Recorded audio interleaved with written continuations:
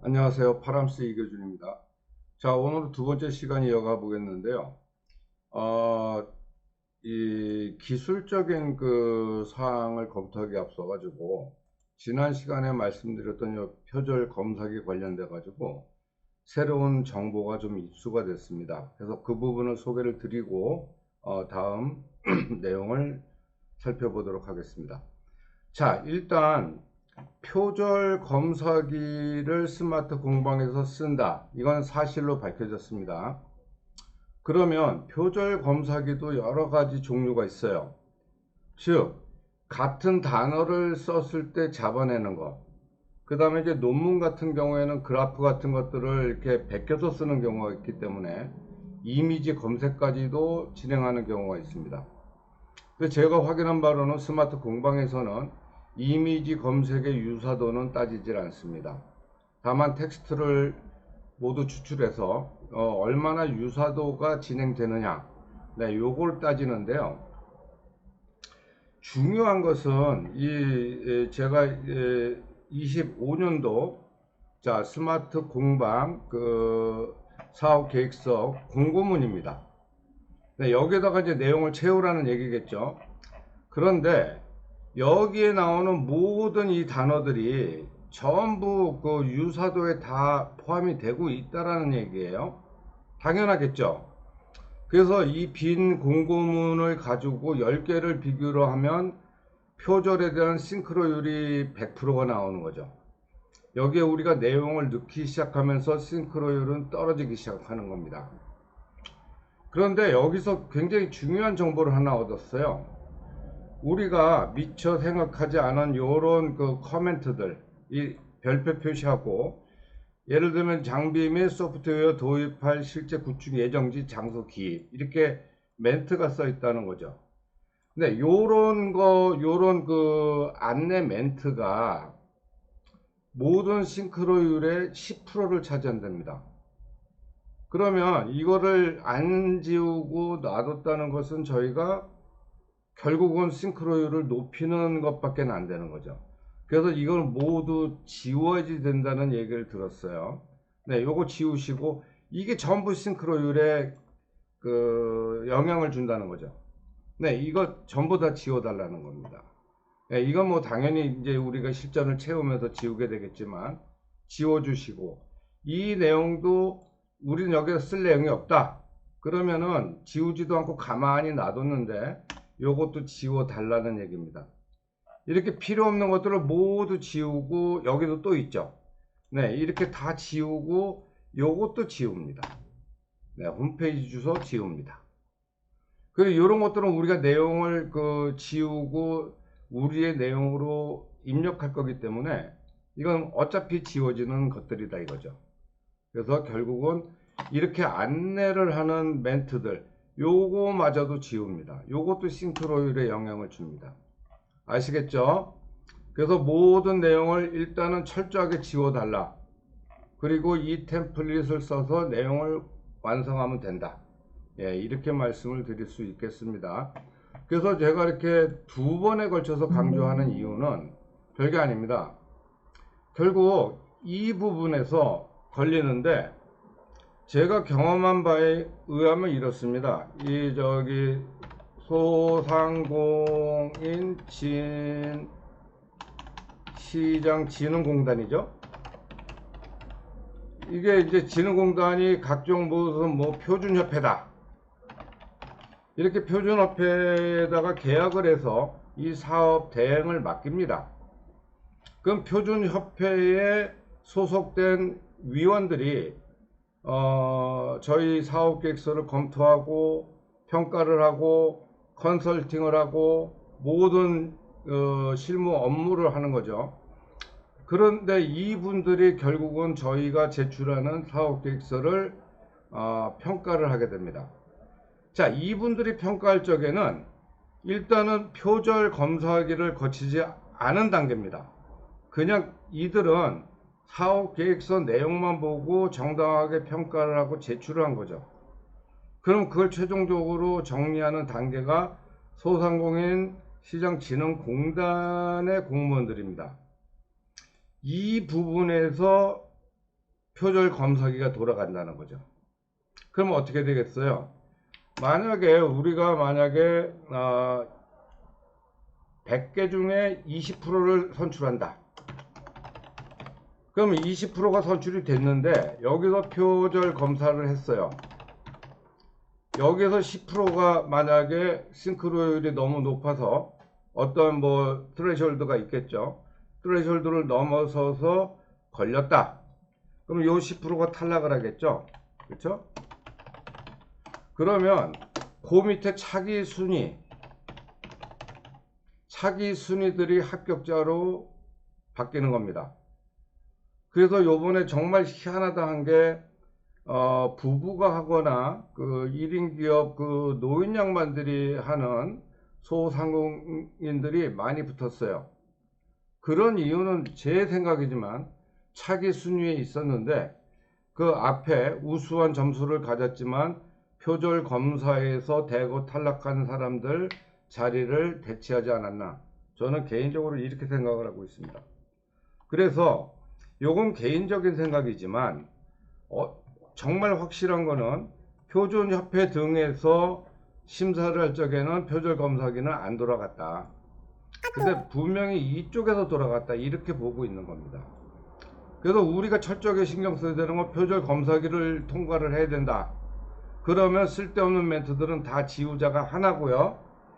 두 번째는 이런 게 있습니다. 네, 보시면은 요건 제가 이제 사용하려고 정리해 둔 건데 뭐냐, 우리가 사용하는 장비들을 사업계획서에 포함시키기 위해서 이렇게 잘 정리를 해 놓은 거예요. 예를 들면 호원 CNC의 HVC1325ATC라는 장비입니다. 그러면 여지껏 여러분들은 이 부분과 이 스펙 부분을 스크린 캡처를 해서 요렇게 스크린 캡처를 요렇게 하셔가지고 아마 붙여놓은 경우가 많을 거예요. 그런데 그게 몹시 보기 싫었던 거죠. 그래서 저는 이미지를 따왔고 그 다음에 테이블을 만들어서 전부 다 키인을 해서 깨끗한 자료를 만들었습니다. 예, 이미지 캡처를 하면 참 보기가 지저분해 보이거든요. 그래서 이렇게 정석껏 만들었는데, 자 보세요. 이 부분은 이미지이기 때문에 표절 심사에 나타나질 않습니다. 근데 이 부분을 정성껏 하느라고 텍스트를 만들었는데 만약에 이 모델이 100개가 들어갔다. 그러면 싱크로율은 많이 올라간다는 거죠. 왜? 요 내용 전체가 싱크로율에 100% 일치하거든요. 그래 이게 고민인 겁니다. 그래서 제 의견인데 할 수 있으면 우리는 요거를 요렇게 스크린 캡처를 해서 깨끗한 모양 그 자체로 이미지로 사용하자는 거죠. 네, 이게 이미지화 되면서 얻을 수 있는 이익은 이 모든 게 싱크로율 계산에서 탈락된다는 겁니다. 이해가 되셨죠? 그래서 그림을 쓰는 게 그만큼 우리한테는 유리하다라는 말씀을 드립니다. 자, 그래서 여기까지 해가지고 사업계획에서 전반적으로 우리가 뭐를 주의해야 되고 어떤 순서로 나가야 되는 데까지 설명을 드렸습니다. 자, 다음은 기술적인 사항을 봐야 되는데 저희들이 이 기술적으로 그 5개 광고 쪽에서 어떤 장비를 쓰고 어떤 소재를 쓰고 어떤 기술이 들어가는지 대충은 알고 있어야 될 겁니다. 안 그러면 저희가 이 장비를 도입해서 무슨 문제를 해결하고 어떤 이익을 얻을지 우리도 모르는데 그걸 어떻게 쓰냐 이거죠. 그렇죠? 그래서 저희 장비는 다 아시겠지만 저희 회사 홈페이지 URL 요 부분을 참조할 수 있는 장비는 다 나옵니다. 그럼 여러분들이 필요에 따라서 이 장비들은 검색하고 확인하고 그렇게 하시면 될 것 같은데 이 장비들에 대해서 하나하나를 다 공부하고 익힌다는 게 시간이 많이 필요하더라고요. 그래서 여러분들이 개념을 잡는 수준까지는 빠른 속도로 제가 설명을 드리는 게 도움이 되겠다 이렇게 판단을 하고 설명을 드려봅니다. 자, 우리가 그 5개 광고에 납품하는 장비를 크게 나누면은 출력기가 하나가 있고요. 그 다음에 커팅기가 하나가 있습니다. 자, 출력기라는 건 결국 프린터예요. 프린터인데 뭐 A4 용지, A3 용지 아니면은 뭐 저기 A1, A0 용지에다가 출력하는 거는 디지털 프린팅 영역이고요. 저희가 출력하는 건 실사 출력이라고 그래요. 그래서 이미 소재 자체가 종이가 아닙니다. PVC, 뭐 페트로 만든 비닐, 뭐 이런 합성 수지, 뭐 이런 계열의 어떤 특수 소재, 그 위에다가 아주 고운 어떤 그 물질을 코팅을 해서 마치 종이처럼 보이게 만든 이런 소재 위에다가 우리는 출력을 하게 된다. 그 다음에 실사 출력이 뭐냐면, 예를 들어서 가로가 1.2m, 세로가 5m다. 그러면 그 크기 그대로를 출력한다고 해서 실사 출력이라고 합니다. 어쨌거나 이 모든 것을 출력하는 것은 출력기다 이거죠. 자, 이 출력기에는 종류가 잉크에 따라서 구분이 됩니다. 또 잉크가 말고 또 구분되는 게 있는데 그거는 이제 설명을 드릴 거고요. 첫 번째는 수성 출력기다. 그러면 잉크가 수성입니다. 수성이 뭐죠? 물에 녹는다는 얘기입니다. 그래서 수성으로 우리가 출력을 해 놓은 거에 물을 쏟았다. 그러면 잉크가 녹아서 번집니다. 그 다음에 수성의 가장 약점이 뭐냐면, 자외선이나 햇볕 이런 것을 받게 되면은 색이 탈색이 되는 거죠. 색이 연해지면서 탈색이 되면서 희미해지는 거죠. 길거리를 다니면서 현수막을 보세요. 방금 만들어서 그런 현수막들은 색깔이 뚜렷합니다. 근데 비도 맞고 햇볕도 맞고 일주일 이상 지난 현수막들은 색깔이 이미 탈색이 돼 가지고 희미하게 변해 가더라 이거죠. 그게 수성의 약점입니다. 네. 자, 그래서 이런 수성 잉크의 약점을 보완하기 위해서 나온 게 솔벤이라는 거죠. 솔벤이라는 거는 잉크의 성격이 어차피 유성입니다. 즉 기름기죠. 기름기. 자, 기름은 물에 섞이지가 않고 물에 녹지가 않겠죠. 그래서 기름기가 있는 유성 잉크로 출력을 했을 때 가장 강점은 뭐냐면, 물에 녹지도 않고, 그 다음에 자외선 등 햇볕을 쐈을 때에도 변색, 발색이 없어지는 거예요. 예. 그래서 또렷한 색깔을 지속적으로 유지할 수 있다. 그래서 솔벤 출력기가 수성 출력기 이후에 각광을 받게 되는 겁니다. 다만 솔벤이란 자체가 유성이다 보니까 여기에 뭐 벤젠 같은 거 섞어 가지고 뭐 이렇게 처리하다 보니까 냄새가 너무 심하고 말리는데도 좀 시간이 걸리고 여러 가지 불편한 게 있었는데, 요즘에는 이 잉크가 발달해서 에코솔벤이라는 그 잉크가 나왔는데, 이 에코솔벤은 친환경적인 물질입니다. 그래서 냄새도 안 나고 몸 건강에 해롭지도 않고, 예, 물에는 반응을 안 하고, 그래서 이 솔벤 계열의 출력물은 그 색상 유지를 5년 동안 한다는 게 정설입니다. 5년 동안 변하지도 않고 그 모습 그대로를 유지할 수 있다. 그런데 수성 출력기는 그 수명이 1년으로 알려져 있습니다. 평균적으로 1년이 지나면 색깔도 빠지고 여러 가지 문제점이 생기는데, 이 문제점을 해결하기 위해서 수성으로 출력한 다음에는 그 위에 비닐로 코팅을 합니다. 이 코팅이 가장 문제가 되고 있기 때문에 이것은 뒤에 가서 자세히 더 설명드리기로 하겠습니다. 자, UV 출력기라는 게 또 이제 나왔는데, 왜 솔벤이 나왔는데 그럼 UV라는 게 뭐냐, 왜 나왔느냐, 이런 얘기죠. 자, UV는 참 특이합니다. 이거는 이제 그 수성 잉크겠죠. 수성 잉크에다가 UV, 즉 자외선을 받으면 즉석에서 고화되는 경화제를 섞어서 만든 잉크라고 이해하시면 돼요. 그래서 UV로 만약에 지금 여기 있는 글씨처럼 이렇게 출력을 이렇게 한다고 쳐봅시다. 이렇게 출력이 되고 있어요. 이렇게 출력이 되고 있으면은 이렇게 글씨를 찍으면서 UV 잉크가 표면에, 소재 표면에 떨어지겠죠. 그래서 글씨가 만들어졌어요. 그러면 그 프린터 헤더 바로 옆에 UV를 발산할 수 있는 장치가 매달려 있습니다.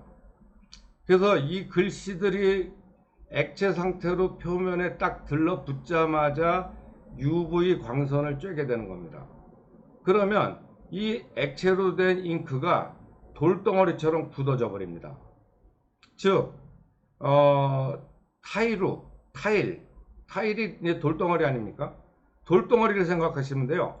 액체가 어떤 소재 위에 떨어졌다. 근데 그 소재에 스며들기도 전에 UV 빛을 쐬서 갑자기 타이루처럼 돌덩어리가 돼가지고 달라붙어 버린 겁니다. 수성은 뭐예요? 수성은 어떤 소재에 물기로 스며들어서, 그렇죠, 스며들어서 그 소재와 수성이 마르면서 섞여버리고 그러면서 발색이 나오는 겁니다. 근데 UV 같은 경우에는 스며들 시간이 없어요. 표면에 닿자마자 그냥 굳어버리는 거예요. 그러니까 스며드는 게 아니라 그 위에 떡하니 달라붙는 거죠. 자, 그러면 UV의 장점은 뭐냐면, UV 역시 자외선이나 뭐 물이나 기름이나 어떤 거에도 녹아나지가 않아요. 돌덩어리니까. 돌덩어리에 기름을 분다고 녹습니까? 물을 부으면 돌이 녹나요? 안 녹죠. 이런 막강한 강점이 있었던 겁니다. 그래서 UV의 가장 강점은 나무나 그 다음에 뭐 알루미늄, 그 다음에 뭐 아크릴, 어떤 소재도 상관이 없어요. 왜? 그 표면에 가서 들러붙기만 하면 굳어버리니까. 그래서 우리가 흔히 어떤 굿즈라고 그러죠. 우리가 쓰는 무슨 컵이 있다. 그럼 컵 표면에다가 이제 프린팅을 하는 거죠. 예. 그러면 그런 프린팅들은 전부 UV로 출력했다, 이렇게 이해하시면 맞는 거예요. 솔벤으로 거기다 출력할 방법은 없습니다. 만약에 유리 위에다가 솔벤을 갖다 뿌려대면 이게 방법이 없어요. 스며들지도 못하고 굳지도 못하니까 손으로 만지면 다 번져버리는 거죠. 근데 UV는 어떻게 된다고요? 돌덩어리처럼 굳어가지고 그냥 달라붙어 버리기 때문에 그냥 출력이 돼버리는 거죠. 이해가 가시죠? 그런데 UV가 가장 강점이 있는 거는 평판일적이에요. 어떤 딱딱한 휘지 않는 재료 위에다가 인쇄를 해야 되겠다. 그럼 그건 UV밖에 없습니다. 그런데 UV 출력기가 롤로 돼서 이렇게 수성처럼 롤로 되는 부드러운 소재 위에다가 출력하는 기계도 있지만, 가로 세로 뭐 1m, 2m 뭐 이런 평판 위에서 UV 헤더가 움직여가면서 출력을 하는 평판 출력기가 있어요. 그럼 평판 출력기에다가 우리가 뭐 유리병이든 캔이든 어떤 거든 간에 라이터든 뭐 이런 것들, 키링이든 올려놓고 그 위에다가 자유롭게 출력을 할 수 있는 게 UV예요.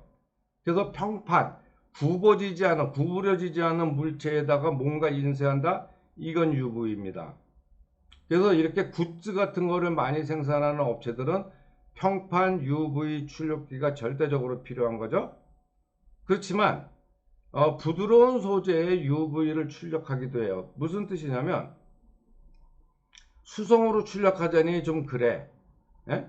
이게 수명도 짧고 여러 가지 단점이 있어. 근데 우리는 에코 솔벤 출력기는 없어요. 그러면 UV가 있을 경우에는 UV로 그냥 출력하면 깔끔하게 출력은 돼요. 근데 여기서 하나만 알고 가시면 돼요.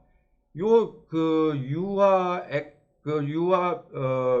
잉크를 사용하는 이 장비로 출력을 하면은 컬러가 뽀샤시한 느낌이 나요.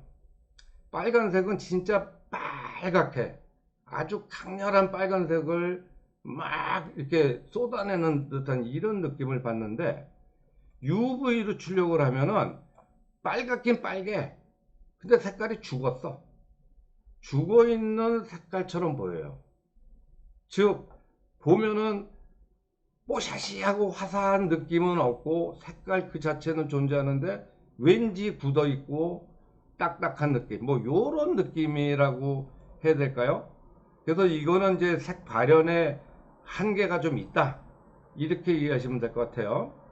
자, 라텍스는 그 수성 잉크인데 수성 잉크에다가 아주 고운 고무 가루를 섞어 놓은 거예요. 그러면 이 헤드가 쭉 출력을 하면 그 소재 표면 위에 이렇게 그 착색이 되겠죠. 그러자마자 아주 뜨거운 열을 가해 가지고 고무를 녹여버려요. 그러면 이 고무가 다 녹아 가지고 소재 표면 위에 쫙 달라붙겠죠. 껌 붙이듯이 달라붙는 거죠. 그래서 딱 굳어서 나오는 게 라텍스예요. 자, 그런데 잉크 가격은 수성이 제일 싸고 그 다음에 솔벤이고 그 다음에 UV고 그 다음에 라텍스예요. 라텍스가 잉크가 제일 비싸요. 근데 이 에코솔벤도 어차피 유성이기 때문에 100% 친환경적이라고 말은 못해요. 근데 UV는 친환경적인 거 맞아요. 라텍스는 말할 것도 없이 천연 고무에다가 그 염료를 섞은 거기 때문에 아주 친환경적인 소재겠죠. 자, 그럼 UV랑 라텍스랑 또 뭐가 다르냐? UV는 제가 말했죠. 뭐 돌덩어리처럼 표면에 굳는다고. 그러면 이런 경우가 생겨요. 겨울에 아주 추운데 UV로 잉크를 출력을 해놨어. 그러면 UV 잉크가 온도가 차가워지면서 굳어버리겠죠. 딱딱하게. 그럼 그 소재를 갖다가 이렇게 살짝 굽혀보세요. 이렇게 굽히면 이게 돌덩어리이기 때문에 똑 하고 부러진다 이거죠. 예, 글씨를 모처럼 출력을 해놨는데 글씨가 똑 부러져 가지고 금이 가버렸어. 그럼 그건 납품할 수 있어요, 없어요? 안 되죠. 그러니까 다시 출력을 해야 되는 불상사가 생기는 거예요. 요런 단점을 가지고 있어요. 얘는 돌덩어리이기 때문에 부러져요. 근데 라텍스는 뭐라고 그랬어요? 고무잖아요. 고무를 이렇게 꺾는다고 고무가 부러지는 거 봤어요? 그러니까 얘는 그런 어떤 사고도 없고, 그래서 아주 그 최신에 나온 어떤 그 잉크의 형태다, 이렇게 이해를 하시면 되지만, 이게 또 그 색깔 측면에서는 에코솔만큼 화사하지도 않아요. 네, 그런 또 이제 장단점이 있다.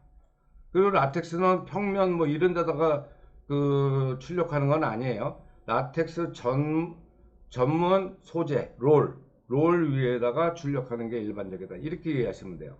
자, 어쨌거나 우리는 이런 걸 출력을 해서 유리창에다 크다 이렇게 붙이던지, 어떤 음식점에 가면 메뉴판 크게 붙어 있죠. 그런 걸 출력하든지, 예, 그 다음에 현수막을 출력을 하든지, 어떤 식으로든지 뭔가를 출력해내는 게 출력기입니다. 요런 장비를 우리가 판다는 거죠.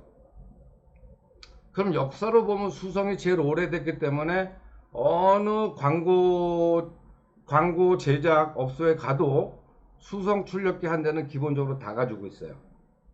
이 사람들의 꿈은 뭐냐면, 바람은 뭐냐면, UV든 에코든 라텍스든 한 대를 더 가지고 싶은 거예요. 왜? 수성은 생명 주기가 짧고, 그 다음에 그거를 길게 하기 위해서 코팅을 한다고 그랬죠. 그럼 코팅기에다가 코팅용 비닐루가 있어요. 그 비닐을 물려놓고 우리가 출력한 소재를 놓고 그 롤러로 압착을 해가지고 이렇게 꽉 붙여버리는 거예요. 그걸 코팅이라고 그래요. 그런데 그 강도가 굉장히 약한 비닐이기 때문에 한 6개월, 9개월 이렇게 자꾸 뭔가 닦고 쓸리고 뭐 햇볕을 받고 하다 보면 이 코팅지가 이제 쉽게 말해서 노후화가 되는 거죠.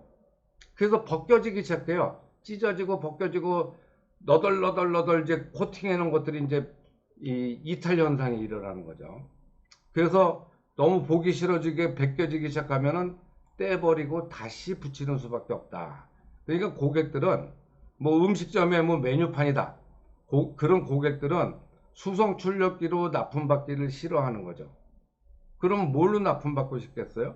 UV가 좋고 에코솔벤도 좋고 라텍스도 좋다 이거죠. 얘네들은 그렇게 벗겨지는 현상이 없어요. 왜? 얘네들은 코팅이 필요가 없으니까. 수성만 코팅이 필요하다. 이게 가장 중요한 거예요. 그러면 수성 잉크 더하기 코팅 재료, 그 다음에 코팅을 누가 하죠? 기계가 해요. 그럼 그 기계를 누가 운전하죠? 기술자가 해요. 그럼 기술자 인건비 들어가죠? 기계 감가상각비 들어가죠? 코팅 재료비 들어가고 수성 잉크 값이 들어간다. 그럼 이걸 다 돈으로 따지면 UV 잉크나 에코솔벤보다 더 비쌉니다. 이게. 네, 이게 수성의 단점이에요. 그래서 수성의 그 단점을 극복하기 위해서 나온 수성 이후에 나온 장비들이 이런 종류가 있다. 이건 기본적으로 알고 계셔야 돼요. 자, 그런데 희한한 게 하나 있어요. 현수막. 현수막은 대부분 90% 이상이 수성 잉크로 찍어요. 그 왜 그러느냐? 현수막의 소재를 보면은 일단 PVC로 된 어떤 그 그물망으로 생각하시면 돼요. 그러니까 굉장히 고운 그 격자죠, 격자. PVC로 만든. 그러면 굉장히 질겨요, 이게. 찢어지지도 않고 늘어나지도 않고 엄청나게 질겨요. 그럼 그 격자 위에다가 수성 잉크를 딱 빨아들여 가지고 그냥 꼼짝 못하게 굳혀버리는 그러한 성분으로 코팅을 해 놓은 거예요. 현수막은. 그럼 그 위에다가 수성으로 이렇게 출력을 하잖아요. 그러면은 물이 닿아도 번짐 현상이 없어요. 녹아나질 않아요. 이미 현수막 소재와 수성 잉크가 혼연일체돼도 굳어버렸기 때문에 그 자체로 안전한 겁니다. 다만 자외선 햇빛을 쬐게 되면은 이 색이 점점 연해지면서 발색이 돼서 뿌옇게 돼버리는, 탈색이 돼버리는 그런 현상은 막을 수가 없다. 그러면 어쨌거나 이 코팅을 안 한다는 의미에서 수성 출력기로 할 수 있는 가장 좋은 거는 현수막 출력이다.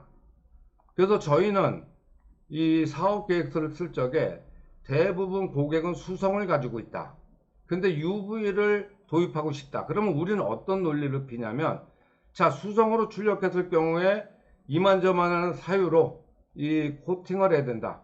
그렇지만 우리는 코팅을 공정을 하나 없앰으로써 엄청난 이득을 취하기 때문에 수성 출력기는 현수막 전용 출력기로 우리는 돌리겠다.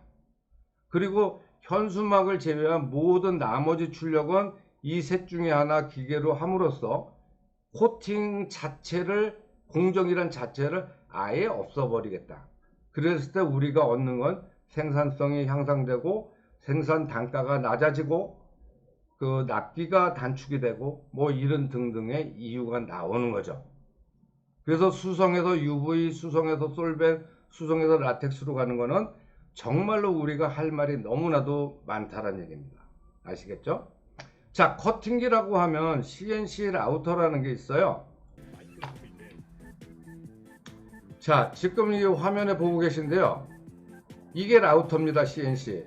자, 나무에다가 드릴 같이 이런 금속 어떤 그 도구를 해가지고 나무를 깎아내는 거죠, 지금. 3D로 지금 그 나무를 깎아내고 있는 거를 보여주고 있죠. 예, 요게 라우터라는 거예요, CNC 라우터. 그래서 저렇게 다양한 툴, 그러니까 그 드릴 같이 생긴 툴이 다양한 종류가 있는데, 그걸 사용해서 지금 보시는 거는 3차원의 가공을 하고 있는 장면을 보고 계시는 겁니다. 네, 요게 라우터라는 거. 그런데 저희 그 5개 인쇄 쪽에서는 이렇게 3차원 라우터까지는 필요가 없어요. 자, 여기를 보시면은요, 우리가 그 필요로 하는 CNC 라우터는 이렇게 2D, 2차원, 3차원의 그 입체가 아니라 이렇게 미리 프린트된 요 라인을 따라서 모두 이렇게 잘라주는 그런 역할을 하는 라우터예요. 그래서 뭐 이런 게 이제 어떤 이와 같이 이제 문양일 수도 있고 아니면 글씨가 될 수도 있죠. 글씨를 오려내야 돼. 그러면 이 라우터를 써가지고 글씨를 오려내게 되는 겁니다. 요걸 2차원 라우터라고 그러고요. 아까처럼 부처상이나 뭐 이런 거를 조각을 깎는 거는 그건 3차원 라우터라고 하는데 5개 광고에서 거진 쓸 일이 없겠죠. 자, 그래서 이제 CNC 라우터는 이제 그런 모양이고요. 레이저 커팅기를 한번 보시겠습니다. 자, 지금 보시는 게 레이저 커팅기 화면을 보고 계신데요. 이 투명 아크릴이죠. 아크릴을 이렇게 모양에 따라서 다 이렇게 도려낼 수 있는 게 레이저 커팅기예요. 이렇게 보시면은 이제 레이저 광선이 이렇게 나오면서 지금 나오고 있죠. 이렇게 여기 자르고 있는 겁니다. 네, 연기 나죠. 네, 레이저가 워낙 뜨거우니까 연기는 당연히 납니다. 자, 이렇게 아크릴을 자르는데 우리 5개 광고에서는 레이저가 아크릴만 자르는 건 아니에요. 근데 나무 같은 거를 레이저가 자른다고 생각을 해보세요. 그럼 나무가 타겠죠. 수검댕이가 남을 거예요. 그래서 우리 그 뭐 레이저도 다양한 종류의 레이저가 있습니다만은 그 우리 5개 광고 쪽에서는 이 아크릴을 재단하고 자르는 목적으로 쓰는 게 레이저 커팅이다. 이렇게만 이해하시면 편리할 것 같고요. 자, 그러면 여기서 궁금증이 하나 드는 게 있죠. CNC 라우터로 이걸 잘라도 자를 수 있고 레이저로 잘라도 잘라지겠죠. 그 아까 보셨으니까. 그럼 차이가 뭘까요? CNC 라우터는요, 이 드릴 같은 게 돌면서 회전하면서 자르잖아요. 그럼 이 잘린 표면이 자세히 들여다보면 되게 거칠어요. 그래서 결국에는 자른 표면을 부드럽게 하기 위해서는 샌드페이퍼 가지고 페이퍼질을 해야 돼요. 그런 또 이제 인건비가 들어가고 수작업이 필요할 때가 있어요. 근데 레이저로 자른 거는요, 정말 반짝반짝하게 칼로 오려내듯이 매끈하게 잘린다는 거, 아주 정교하게 자를 수 있다는 게 장점입니다. 그래서 레이저를 써야 되는지 CNC 라우터를 써야 되는지 그건 목적에 따라서 다르다, 이렇게만 이해하시면 되겠습니다.